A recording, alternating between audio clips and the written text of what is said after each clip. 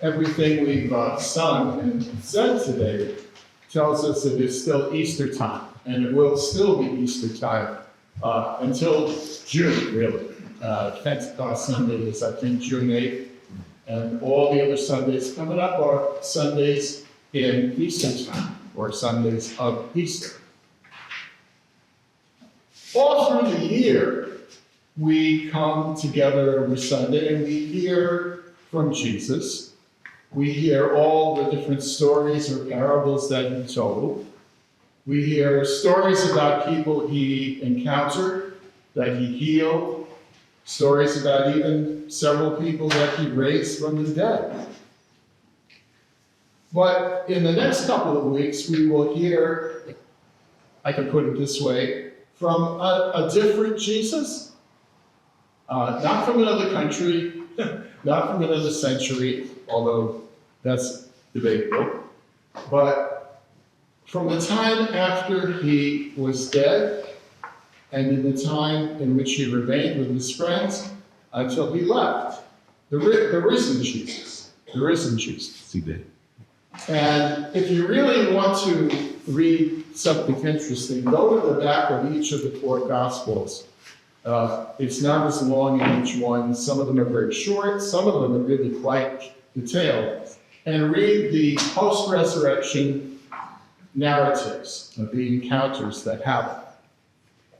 Today, for example, Jesus appears out of nowhere. His friends are terrified. They're hiding. The women have come back and said, he's risen. He told us, go back to Galilee. He's waiting for us there. What's the matter with you guys? Well, of course, they don't believe the women, right? They say this is an idle tale. We heard that last Sunday. You're hysterical. You're making this up. You're beside yourselves. Well, that's always been the case, hasn't it? We don't listen to the people who really know what's what. And all of a sudden, Jesus is there.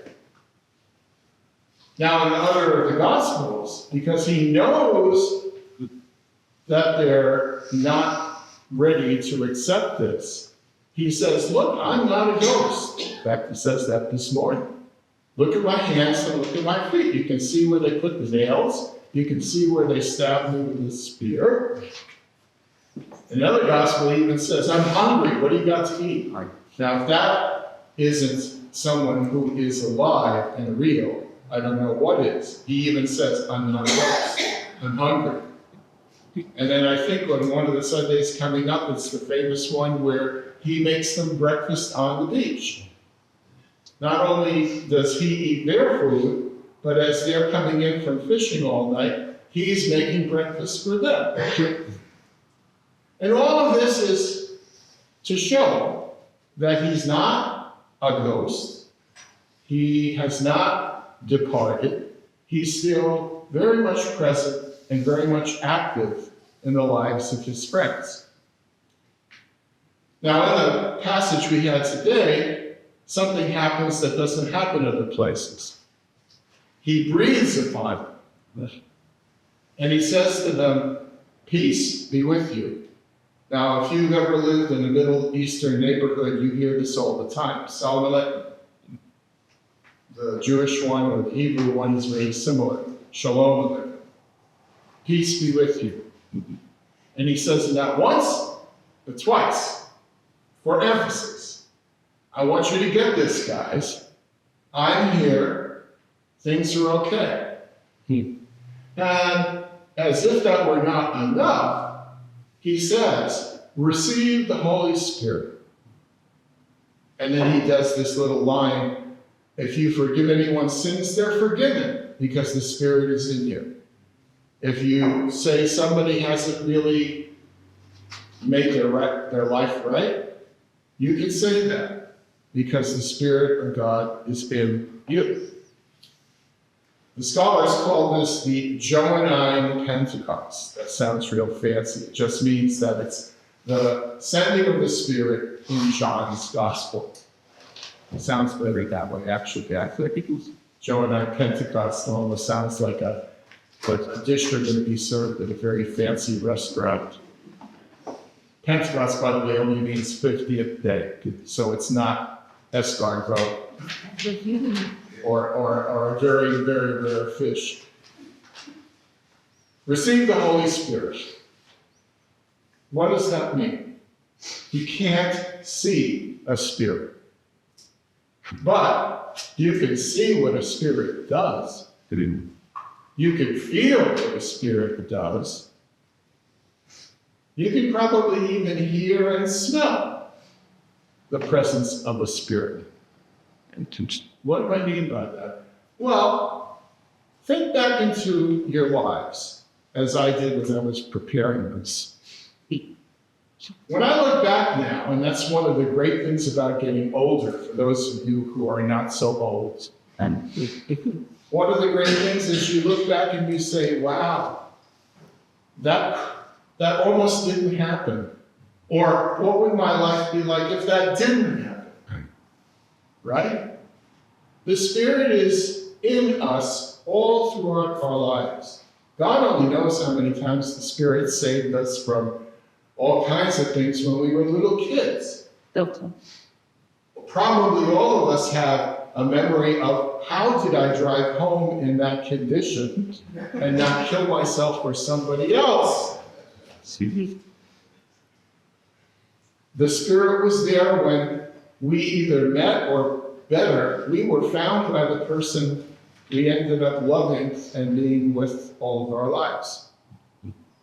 What would have happened if that meeting didn't take place? What would have happened if I didn't get moved and inspired by this teacher who showed me something that all of a sudden opened up a whole life for me, a whole profession or vocation for me? Maybe it was someone in our family, someone who stepped in and did the things that maybe others didn't do, or couldn't do, or wouldn't do. All of us have guardian angels or saviors like that. That is the Spirit in our lives. That's why in the Psalms that we sing every Sunday, you always hear that we are giving thanks to God for all He has done for us. You know, not just that we were born, and not just that we have enough to eat, but all those hundreds and hundreds of times in our lives when God has worked for our good, been with us and in us. But there's another side to this. When Jesus says, receive the Spirit, it's not just for you and your little club. Unfortunately, that's exactly what religion and church ends up looking like, sounding like, smelling like in a lot of places. We're not immune from that here either. But when he says receive the Spirit, we have been given the Holy Spirit, but now we're supposed to become that Spirit for other people. That's right. So, of course, I'm writing another book. And as a result of all kinds of conversations that I've had, even with some people who are here today, the chapter I'm working on is about social connectors, social hubs, people in the community who knit together, build bridges, connect, get things done, tell about things. Some of them are right here. And at the risk of embarrassing them, I will say Diane, and Jeannie, and Sherry, and Dick, and Naomi, and Father Dave, and Eloise, and Fred, where's Fred? And Andrea. There's all kinds of people, Chuck and Mary. I could go on and make a list. Rossi, Martha, Esmeralda, Sylvia, Bruce, Ernie. You could fill in the list further, couldn't you? I don't care where these people go to church. I don't care what they believe. I know that they have the Spirit in them. And then beyond them, there are all the other people who I don't have the time to mention. You wouldn't want me to continue naming names, but people in all the various not-for-profit and other organizations in town who make summer education possible. I also think of people who serve the community for many, many years, and I even benefited from their treatment, like Jan Jones and Kim McAvoy, who for many years staffed the clinic. All right, you get the point. Whenever we come here, we hear something for ourselves, but as my daughter always says when she's sending her husband out to the grocery, you gotta go do God's work and buy the stuff for dinner. She said that yesterday to us. Well, what about Doubting Thomas? Just to close. They usually call this Thomas Sunday. The poor guy. He's got stuck with that label, Doubting Thomas. All he did is say, hey, I wasn't there. Hear people say you saw him. Hear people say he spoke to you.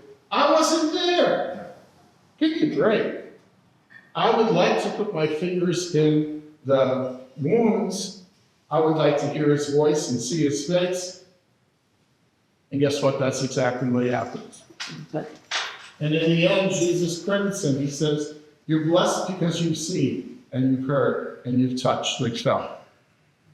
But blessed also are those who haven't seen with their eyes directly me, but have seen other people become me. And we're going to hear that throughout the rest of the season, that Jesus rising from the dead is not just a lovely historical miracle, but it is something that is real and true every day. Each of us has the Spirit of Jesus in us. Each of us has the ability to forgive and to reconcile, to share, and to build bridges. Hallelujah. Christ is risen.